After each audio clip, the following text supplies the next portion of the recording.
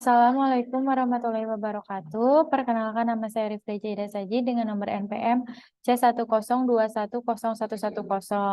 Di sini saya akan memaparkan materi yang telah saya buat yaitu mengenai aplikasi Shein untuk memenuhi tugas analisis desain sistem.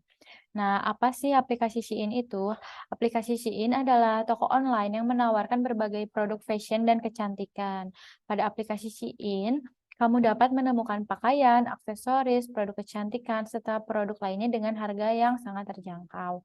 Aplikasi Shein juga menawarkan sistem diskon yang dapat membantu dalam menghemat uang saat berbelanja. Nah, aplikasi Shein juga memiliki fitur menarik lainnya. Kamu dapat mengakses berbagai informasi tentang produk yang tersedia, lalu membuat daftar belanja, membuat pesanan, dan banyak lagi. Nah, dengan menggunakan aplikasi ini tentunya sangat membantu dalam berbelanja dengan lebih mudah dan nyaman. Lalu di sini ada output design consideration. Nah, poin pertama itu adalah use. Biasanya customer menggunakan aplikasi untuk memudahkan akses customer dalam melakukan transaksi pembelian secara online. Customer akan menggunakan layanan tersebut ketika membeli produk dari Shein dengan mudah dari mana saja dan kapan saja. Customer akan melakukan pembelian secara online saat membutuhkan barang atau saat sedang menginginkan barang. Lalu poin berikutnya adalah medium atau media. Media yang digunakan Shein yaitu screen, email, juga nomor handphone untuk mendapatkan informasi terkait dengan customer. Lalu poin selanjutnya adalah akses. Yang memiliki akses terhadap output yaitu pengguna layanan yang sudah membuat akun pada aplikasi Shein. Lalu poin selanjutnya adalah format. Format yang terdapat di aplikasi ini yaitu gambar produk yang menyajikan diskon, data customer, detail pembelian customer, detail kategori pada produk, detail layanan, dan detail transaksi. Lalu poin selanjutnya adalah pre-printed. Nah, pada saat daftar pada akun aplikasi Shein tidak ada atau tidak perlu ada formulir yang harus dicetak. Lalu poin selanjutnya adalah location. Output biasa dikirim melalui alamat email dan juga melalui nomor handphone customer. Dan hal itu terjadi ketika customer melakukan pembelian secara online dan tagihan transaksi akan secara otomatis dikirim melalui notifikasi customer. Lalu selanjutnya adalah detail. Nah, poin pertama itu adalah should a summary or table of contents be included with lengthy output? Nah, di dalam daftar isi biasanya dilampirkan layanan apa saja yang yang diberikan kepada customer, lalu promosi yang diberikan atau sedang berlaku, dan juga informasi dalam mempermudah pada pemilihan produk untuk customer. Lalu poin berikutnya adalah should heading organize data and highlight important items. Nah, biasanya judul atau heading mencantumkan hal yang penting seperti informasi dengan tempo waktu yang telah ditentukan, lalu dengan beberapa trending produk kategori yang trending. Lalu poin selanjutnya adalah should detail information be placed in appendix. Nah, informasi biasanya dilampirkan secara terperinci agar tidak ada kesalahan dalam pembelian serta jumlah nominal transaksi dan juga pemilihan produk. Lalu selanjutnya adalah file and database design consideration. Nah, yang poin pertama itu adalah medium. Nah, penyimpanan data dan informasi pada aplikasi ini secara otomatis hanya menggunakan perangkat bawaan dari handphone atau komputer, tanpa ada perangkat eksternal seperti hard drive, hard disk, CD, tape, maupun kertas. Lalu, poin selanjutnya adalah processing mode. Nah, pemrosesan yang digunakan yaitu secara real time.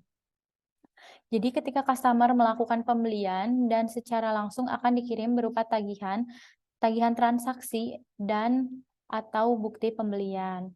Lalu poin selanjutnya adalah maintenance. Nah, prosedur yang dilakukan untuk memelihara data secara efisien adalah dengan melakukan update aplikasi secara berkala. Nah, karena saat menggunakan aplikasi akan menampilkan pemberitahuan di bagian halaman aplikasi tentang perubahan terhadap kebijakan privacy dan juga pembaharuan. Lalu ada size. Nah, di sini tuh adalah ukuran aplikasi Shein ini sendiri hanya sekitar 30 megabyte. Lalu ada activity level.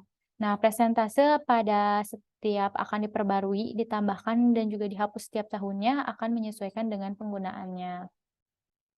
Lalu ada input design consideration.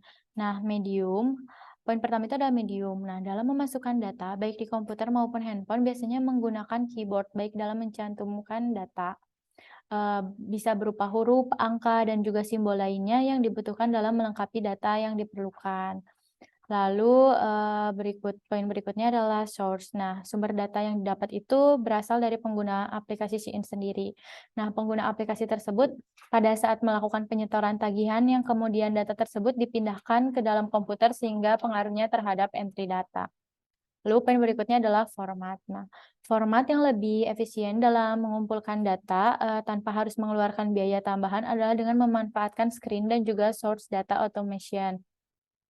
Nah, karena tampilan akan disajikan secara visual dan otomatisasi data akan mengumpulkan data transaksi yang akan terbaca langsung oleh mesin pada waktu yang sama. Lalu poin selanjutnya adalah type. Nah, menurut saya type dari data yang ada pada aplikasi SHEIN ini termasuk ke dalam data velocity karena data dapat diakses dengan kecepatan yang sangat cepat sehingga dapat langsung digunakan pada saat detik itu juga. Lalu di sini ada poin selanjutnya adalah volume. Nah, data yang dimasukkan berupa nama, alamat lengkap, email, nomor telepon, dan layanan yang diinginkan. Lalu, poin selanjutnya adalah frekuensi. Data dimasukkan hanya satu kali pada saat pembuatan akun saja atau pada saat daftar akun saja. Lalu, poin selanjutnya adalah personel. Nah, kemampuan dan fungsi dari operator aplikasi ini adalah memastikan keamanan data customer, memberikan informasi mengenai pemeliharaan jaringan, adanya pemberitahuan rencana pemadaman, dan informasi saat sudah menyala. Lalu berikutnya adalah cost, biaya yang diminimalkan dengan cara memperbarui aplikasi secara berkala. Lalu poin terakhir adalah error detection and correction. Nah, kesalahan yang dapat terjadi yaitu tidak adanya pemberitahuan ke alamat email yang mengharuskan pengguna memeriksa melalui aplikasinya langsung. Nah, sekian presentasi dari saya. Mohon maaf bila ada salah kata.